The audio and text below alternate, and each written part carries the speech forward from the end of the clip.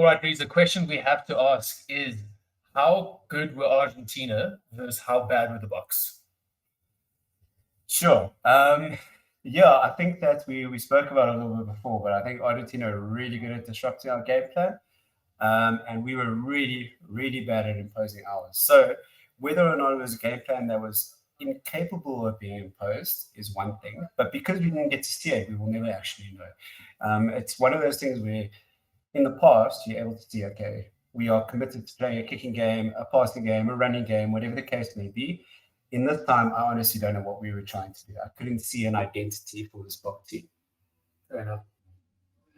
Right, I think something, Reece, we can all agree on is that the Boks discipline wasn't where it should be today. Do you agree with that? Disagree? What are your thoughts on the Boks discipline? Yeah, really surprising. I think it was just a combination of a lot of frustration and obviously Argentina putting on a bit of pressure. For once, Argentina were able to put a few phases together, show a bit of cohesion, and obviously we just weren't doing what we should have done. And so the guys had a few incidents where perhaps they should have made better decisions.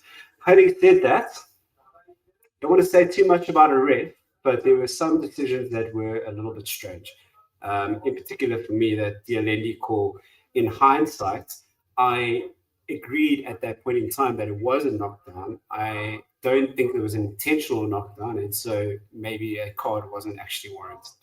Classic South African fan. Can't help but bring the ref into a question that had nothing to do with the ref, but thank you very much, Reece. All right, on to the last one. Reza, we have to talk about the rush defense. It is something that we have tried and tested and it's worked for us, but is it still working? No, it's not still working. And I think that we've employed it for a while now. And it's not a case of other teams figuring us out. It is a case of that if we're going to do a rush defense, you have to commit to it fully. And so it looks like it seems that the guys haven't got their timings right. We saw Faf de Klerk a number of times shooting out of the line and not quite making those tackles. There was one time towards the end of the game where he nailed it perfectly. But when we were doing our best at it, we nailed it every single time. The guys were always out of the line quick. They weren't afraid to let the ball go to the wing. If they threw it over your head and got into that space, good for them. We made sure that we were lean and fit, especially in that 2019 World Cup.